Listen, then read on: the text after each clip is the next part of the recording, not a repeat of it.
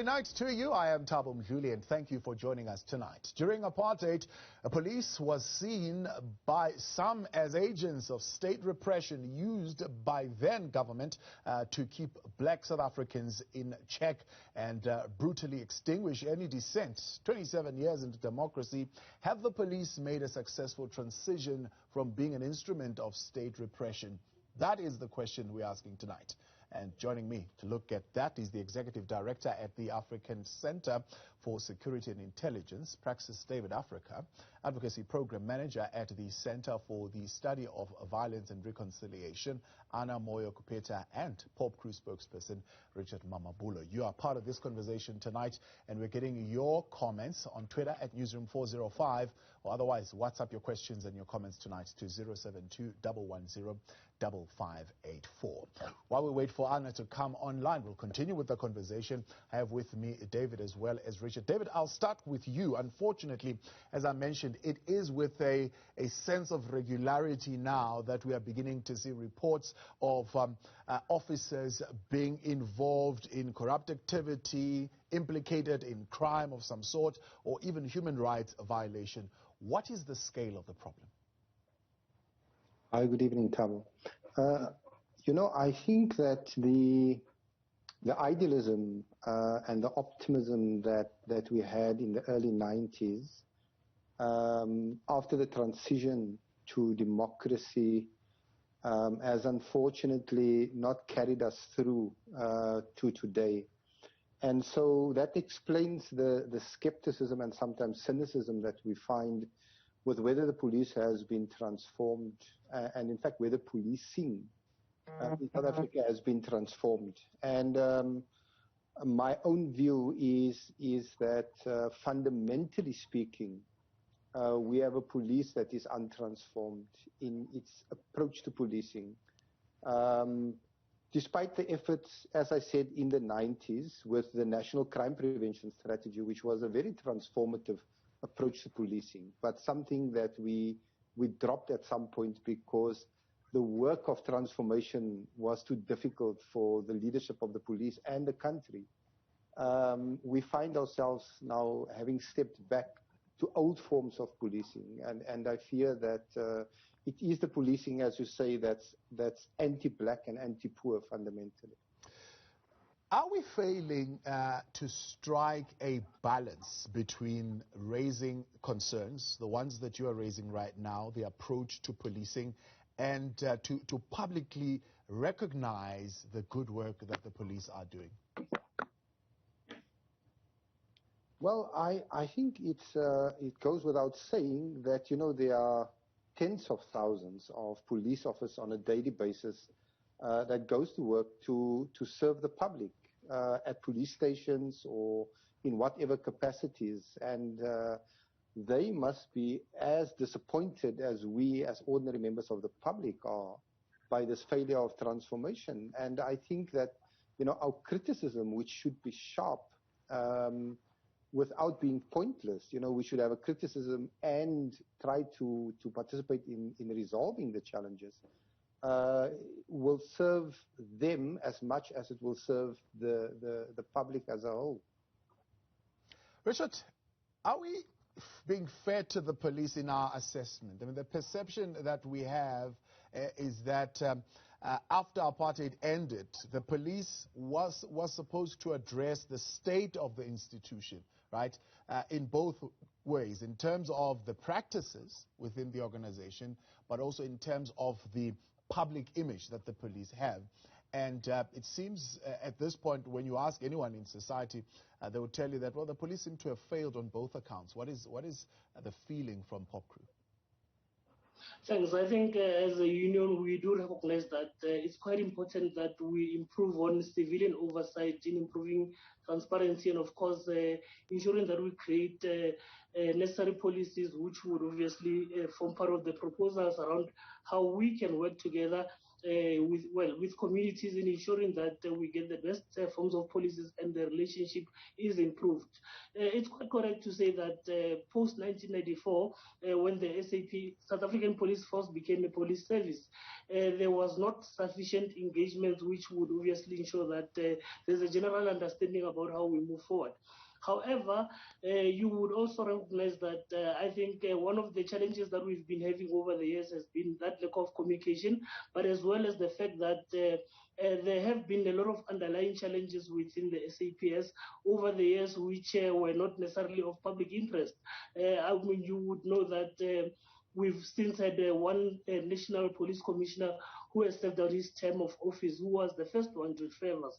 Since then, there have been a lot of challenges within the SAPS, infighting, of course, changes in leadership over the years, which has obviously as well seen the reprioritization of certain things that would have obviously ensured that the conditions are improved in relating well with the South African public. Yeah. Now, you mentioned something there. You're saying there is work that needs to be done in terms of transparency. Let's stick with that a little bit more. What is your view on how police are carrying out their mandate as far as transparency is concerned? Because transparency would mean that the officials involved would be able to explain publicly to society why they're taking the actions that they're taking or carrying out their mandate in a manner that they are carrying it out, but also that they are justified in doing so, and therefore there is rationality in the actions that they are taking. If you look at, for example, the case in point of what we are dealing with right now with the Fees Must Fall protest and how police conducted themselves, can police be able to publicly, at least the officers who were there, we'll talk about the decision makers in a moment, but let's talk about the officers who were there in practice. Can they rationally explain that conduct if we are talking transparency? You would find that a small grouping within the SAPS would obviously act out of hand, and that would generally be portray a picture that all police behave in such a manner. However, we think that it's quite important to say that through interventions that are obviously put in place, one of the challenges that we have found has been the uneven allocation of resources within the SAPS, wherein there would be priority for certain other things as opposed to others. For example, since the recommendations that were made at the Falam Commission in 2012, up to so far, they have not been implemented. And whenever we would engage with the SAPS, part of the challenges we find is the fact that there are budgetary constraints. So considering the fact that we need to ensure that POP senior commanders are trained on a regular basis, police stations have got sufficient resources, and of course in ensuring that police can improve their relations with communities. Part of the problem has been the budgetary constraints. I mean, just last year, November, the SAPS budget was cut by 5.8 billion rand. And of course, police are constrained in the country. You would know that we've got 187,000 police officers who have to look after a population of over 60 million. So there are numerous challenges that, of course, have been identified and, of course, would not necessarily need, cannot necessarily be resolved just by dealing with one aspect of it while not considering other underlying challenges. Anna, good evening, and thank you for joining us as well tonight in the conversation. Of course, we're just dealing with the first part of it, and we'll get into the issues that Richard is raising as well: financial pressure, resource pressure, and how that contributes to the conduct of police. But Anna, just as an opening remark, oppression associated with police, has that receded into the past? Thank you, David. Looking at what is happening with the police, there are still incidents that point out to the fact that there is still some need of transformation in the way police in South Africa are policing. Yes, we have seen the changes at face value, physically, the change of signage, the change of name from the South African Police Force to South African Police Service, civilizing the police. We have seen the formation of the South African Policing Forums, wherein South African police are trying to work together with communities in keeping crime, violence in communities communities, but also creating that trust, that bond between communities and the South African Police Service.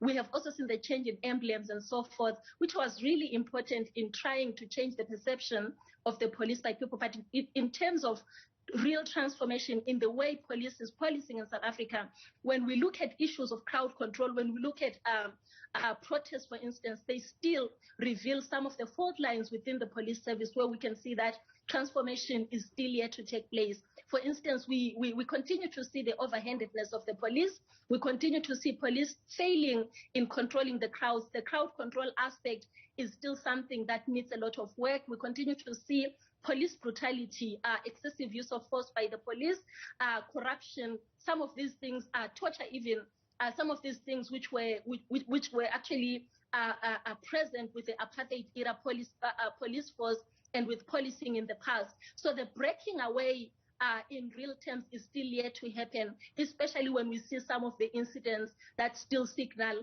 the fact that there is no breaking away, at least in real sense, from the past way of policing. So there is still a lot of work to be done in that area. David Africa, Anna Moyo Kupeta, as well as Richard Mamabulo.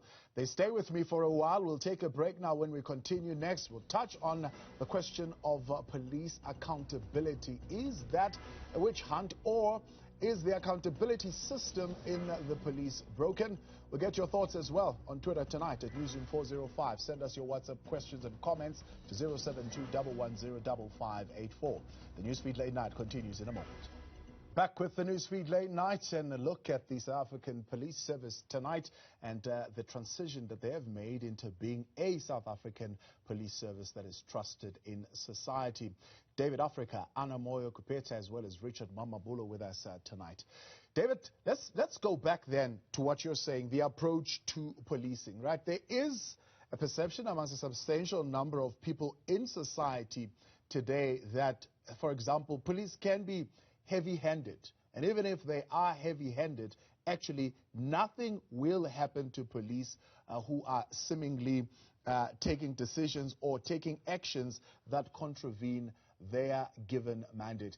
Is the accountability system in the South African Police Service broken? Thabo, you know, officially there are many ways of recourse for people who feel either personally, let's say, victimized by the police, or who have a problem in general with the approach of the police.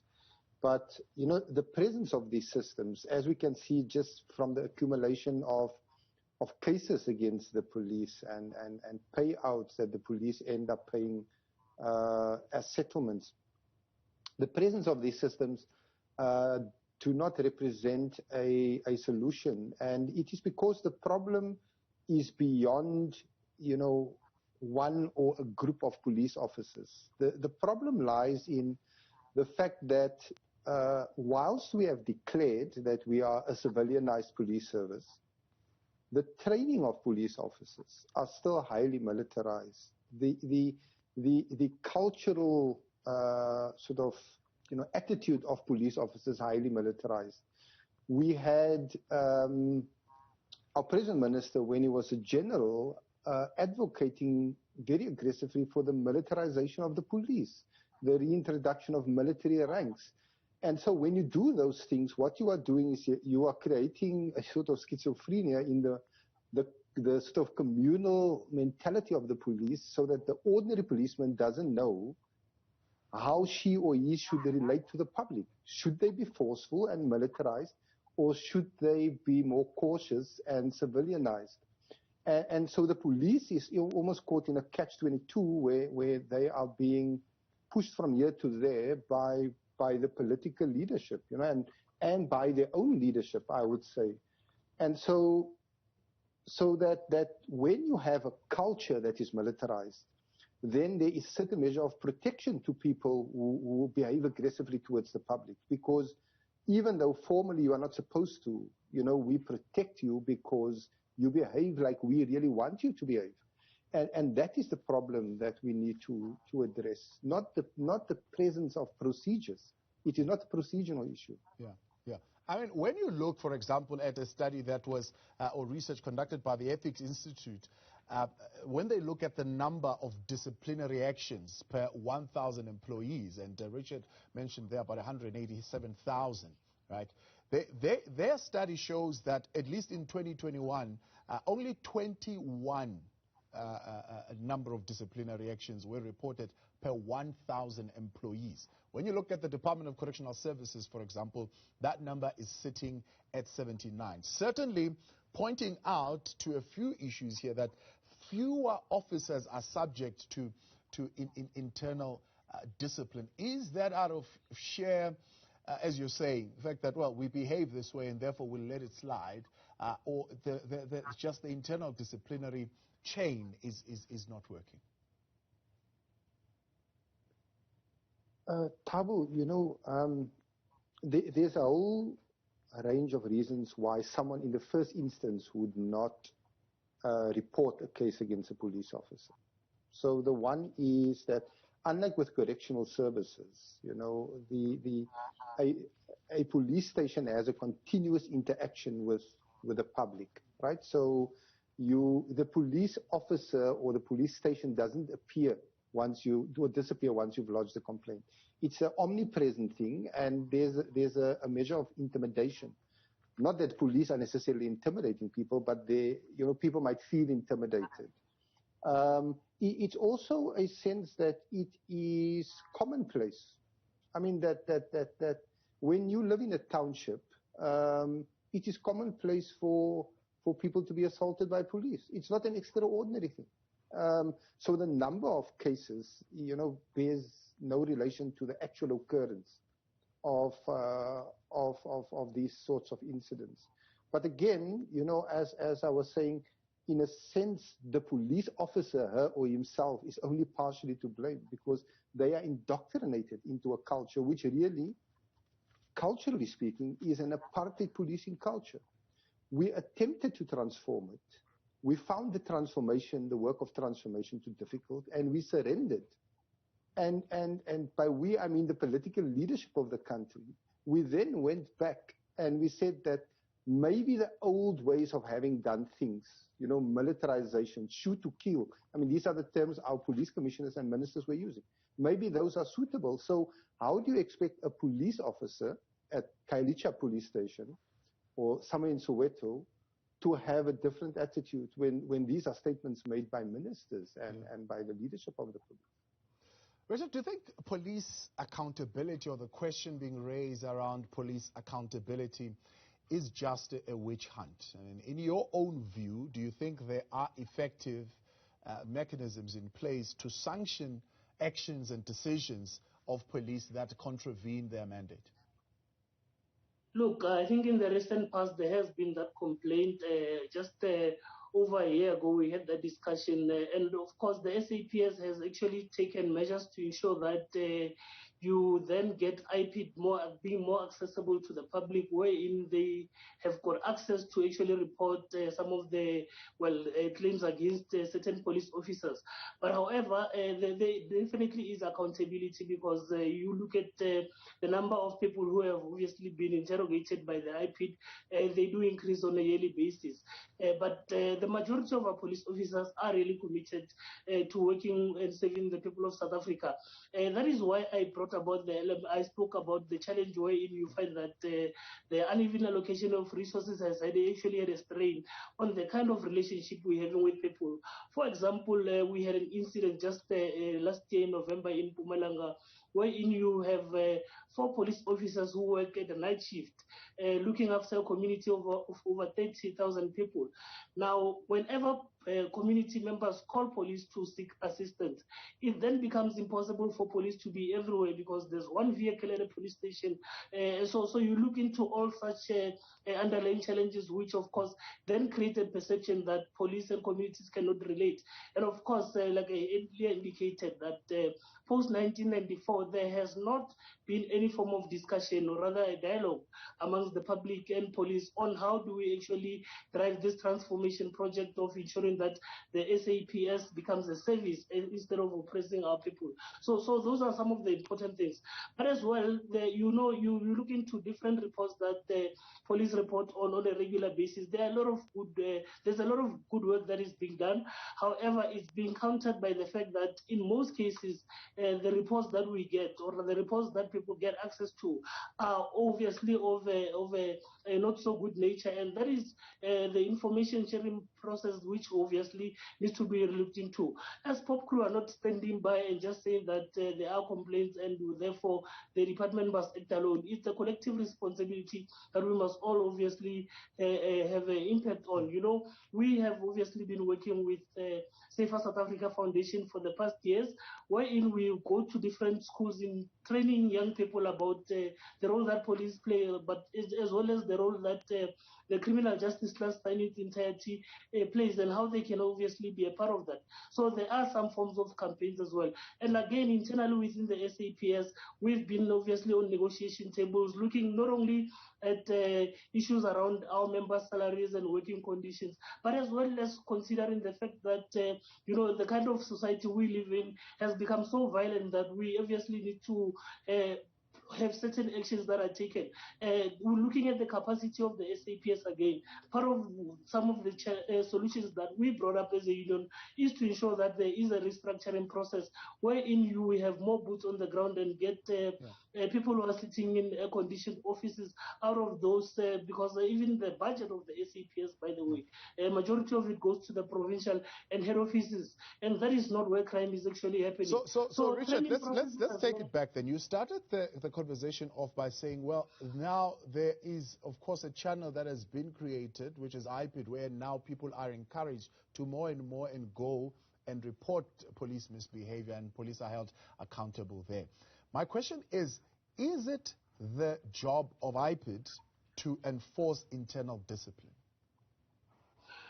There are internal processes within the SAPS, of course, looking into the merits and demerits of different cases. So that has always been there.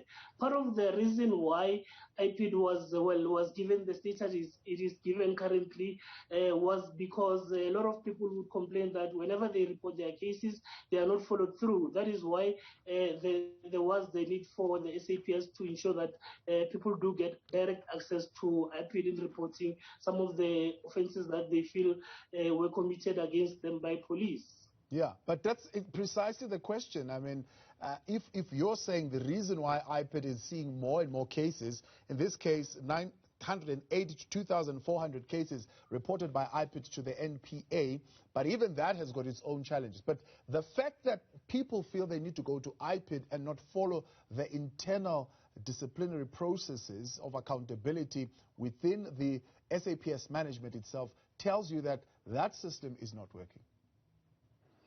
Look, that is debatable, really. I think what matters most currently is the fact that there was a complaint raised, and of course something is definitely being done about it.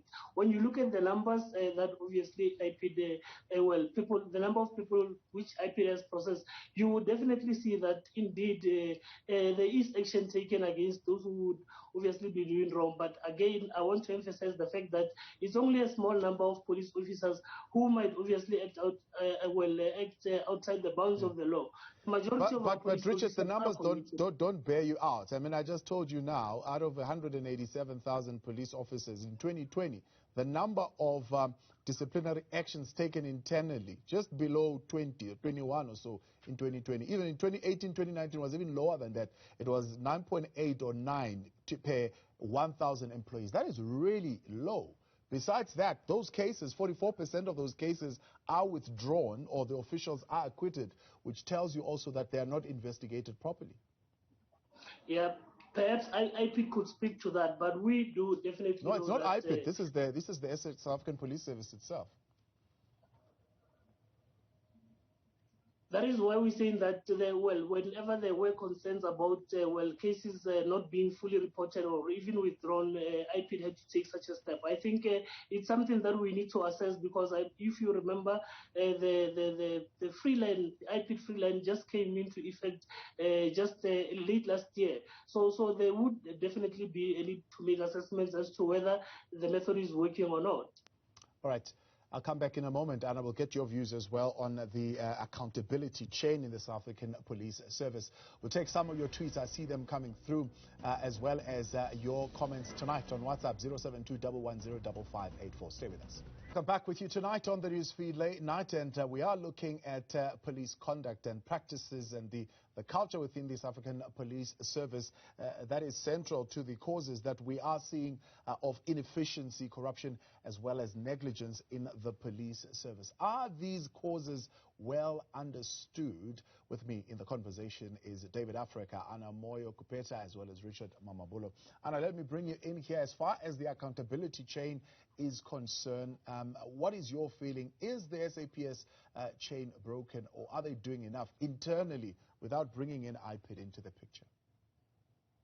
Thank you, Thabo. I will start by mentioning the challenge that we see with accountability with the current way things are done. Of course, this benefits the victim who would have been a victim of police misconduct, for instance, vicarious liability, where the victim can claim from the South African Police Service as opposed to claiming from the individual police officer who would have committed the misconduct. This is problematic in the sense that then liability or responsibility or accountability is then shifted to the South African Police Service, leaving the wrongdoer or the police officer who would have committed the misconduct are not accountable. In one of the research that CSVR has undertaken back in 2014, one of the recommendations were that we're calling for ensuring that the police officer who would have committed the misconduct, for instance, also being individually sanctioned, so that they also feel the pinch of the wrongness of their conduct, for instance. Because when this is not happening, then it means that accountability remains at the government institution level, but not to the incumbent, to the individual who commits the misconduct. They continue doing their work as usual. In some instances, they are only suspended for a short period of time, or they are moved to a different police station altogether. This is problematic because then it cultivates that culture of impunity. David spoke about the fact that the training of police is still militarized. I agree with that point. That is a big challenge as well, in as much as the physical appearance and the calls have been made towards civilizing our police service in South Africa. If the training is still militarized, that is still problematic. It means that then the police will continue to torture, they'll continue using excessive force, they'll continue acting like a military force as opposed to being a service, for instance, to the general public. So this is also problematic. We've been calling, amongst other things, for a human rights approach being inculcated into the training of police. And of course, the fact that the police get trained for 6 months before they join the police force is also problematic. Yes, that is being extended, and they continue through some of the professional development courses, but this does not really inculcate a culture of human rights into policing, for instance, where there are short courses that are being done on human rights, in a human rights approach to policing. So there is a need of an overhaul of the whole system, ensuring that human rights or a human rights approach to policing is inculcated and ingrained within the training of police. Yeah. So police accountability remains one of the outstanding issues within the police force. It's one of the things where we should focus on. We should ensure that those who commit police misconduct are held individually accountable. And again, we see the problem arising from the two-track approach to dealing with misconduct, police misconduct. The internal disciplinary action within SAPS is being underutilized. Yeah. The IPID track, which leads to prosecution, for instance, is also being increasingly, although it's increasingly being used by the general public, but we still see very few police officers who commit police misconduct going through that route. Yeah. Again, we see SAPS coming on board, wanting to handle most of these issues internally. Yeah. This is problematic because then it means that SAPS is then not accountable to the general public on what happens to police once they undergo the internal processes of disciplinary action. We don't see those results, or we don't see some of those outcomes being put to the public for accountability purposes. Again, another thing that I want to raise that is problematic is the fact that there is almost a general expectation that police misconduct cases are going to come. And we see this through the budget that goes towards dealing with cases that come from the general public of police misconduct, where the police allocate a big chunk of the budget towards addressing these cases and settling them out of court. This already gives that general outlook that police expect that these are some of the incidentals to the job that is being done by the police, that the police will torture, police will use excessive force, and the general public will come to claim against the police through civil claims for damages. Now, what do you make of this rebuttal? This is Lesejo Wilfred. He's a colonel in the police service. Here's what he says. He says the police service is damaged, this is on Twitter, by nepotism and incompetence and preferential treatment, bringing in of civilian personnel into functional positions through dubious means. He says, let me simplify. There is a learning of police culture at the police training college. But the challenge here is that the people that they are bringing into functionality are fake, because otherwise they didn't go through that training. So saying, well, the training that they get is actually sufficient enough in terms of what the culture of the police service should be. The problem here is that at the station level or at the functional level, they bring in people who are not properly trained through nepotism and other dubious channels. What do you say to that?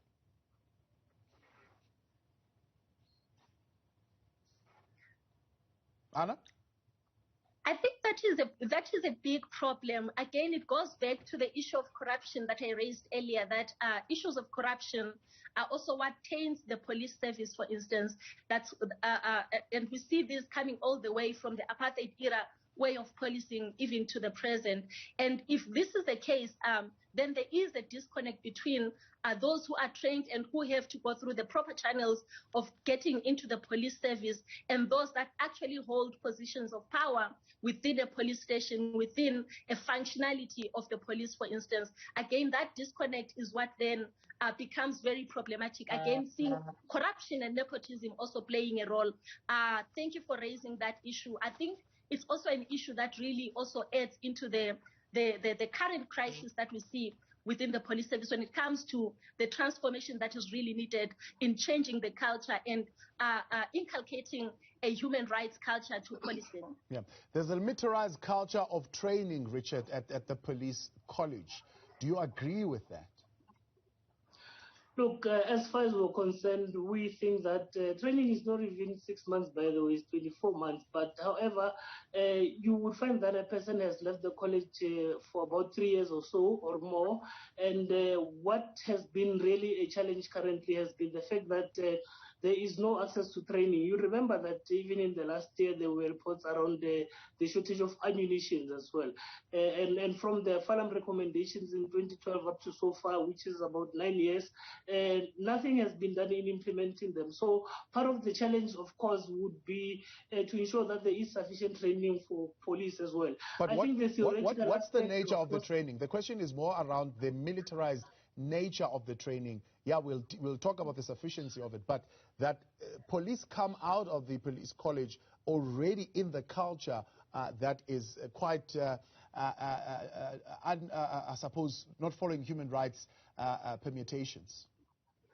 Training for police should not be stagnant. You remember that we train, they should obviously be training on the basis of the material conditions that they're obviously dealing with in the country. Now, what we are saying is that there has not been sufficient training within the police. That is the main problem, not necessarily as to what kind of training is being done. Rather, there has not been any form of training that would obviously ensure that in line with transforming the SAPS, we do improve in that aspect. So that has been the main problem really for us.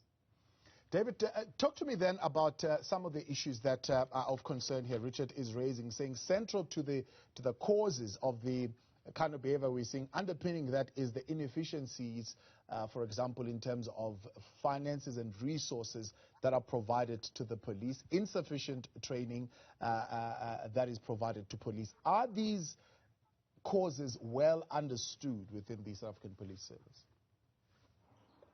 Abu, over the last 15 years or so, we've seen, I don't have the exact numbers, but the size of the police service has increased by many thousands, if not tens of thousands, of officers over the last 15 years. The budget has also increased. Obviously, with COVID now, there's been a reduction, like all other government departments, of the policing budget. And I think it's not a function, primarily of budget. Obviously, it's always good to have all the money you need, but, we are a country trying to develop and everyone needs more money than they have. The problem to me is not so much what is happening in the training or what is happening with the budget, but why, right? And to me, the why is the largest strategic question, which is, what do we see, how do we see policing in a developmental state? And how do we see the issue of transformation in the police? That is it a question of transforming the appearance of the police through symbols, including, the demographics of the leadership, or is it something more fundamental? And if we go back to 1996, to the National Crime Prevention Strategy, we were looking at something transformational in terms of what is policing, how does the police relate to itself in terms of its culture, and to the people, that the police was seen as something that is embedded amongst the people. This is actually a very transformative way of policing. And what happened subsequently is that the police saw themselves as disconnected from the people. Now, what it means is that you have to have more numbers now. You have to have more money because you cannot rely upon the people to assist you with dealing with the problem of crime. You are acting as an external agent on a situation called crime instead of being based amongst the people and working with the people. Now, Richard mentioned a very important point earlier that we need to have an engagement between the people and the police, and I would say also with the political leadership to say, what kind of policing do we want and what kind of police service do we want? And that conversation is absent.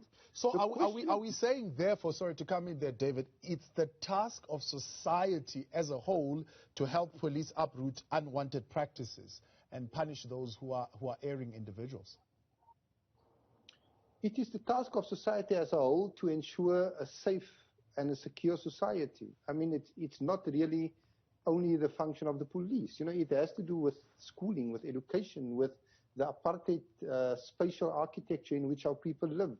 I mean, street lighting, simple things like that. So, it's what we have done in a sense, and a lot of the problems of the police, I mean, the lack of discipline, the violence, the abuse, has to do with the fact that the police, the ordinary police officer finds her or himself in an impossible situation where they are asked to do a task which is basically impossible. They are being shifted from pillar to post ideologically by the police and the political leadership so that they don't know whether they are civilianized or militarized. The training is confusing because when they go to college, they are told about the Constitution, but once they arrive at the police station, they are told in short order, forget about the training, here we do things differently. So, it requires a bigger solution because the problem is much bigger. We can give the police as much money as we have. We can take the entire health and education budget and give it to the police, and it won't solve the problem that we are dealing with. Because the money we've thrown at policing over the last 15 years has not created a safer South Africa for ordinary people in townships. Crime has ballooned. Organized crime has become completely embedded in the fabric of our society. And yet we have a police that's sitting with billions more than they did 15 years ago. All right, David, I'm going to have to leave it there for tonight. Let's look at what you're saying on WhatsApp tonight. Quickly reading some of your messages that have come through. This one from Concerned Citizen says, police are not effective enough in terms of carrying out their duties. They are afraid of criminals and only few police officers are committed to their responsibilities. Phineas Ngobeni Nelspruit saying the police are badly trained for democratic standards. They are not assisted in terms of equipment and they are not adequately paid. This is why they are prone to corruption from low to high ranking and not morally motivated. Pumlani in East London saying it is practically impossible to have a transformed police service in an untransformed society. South Africa is a very violent society. Our protests are still armed and not peaceful. This is a violation of Section 17 of the Constitution. So we're going to have to leave it for tonight, and thank you very much for your engagement as well as to our guest tonight, the Executive Director of the African Center for Security and Intelligence, Praxis David Africa, and Advocacy Program Manager at the Center for the Study of Violence and Reconciliation, Anamoyo Kupeta, and Pop Crew spokesperson Richard Mamabulo. News Feed Late Night continues next. We hear of a partnership between the Department of Home Affairs and the UNHRC that will see the government deal with the backlog of those seeking asylum in the country. Stay with us. We'll get into that conversation in a moment.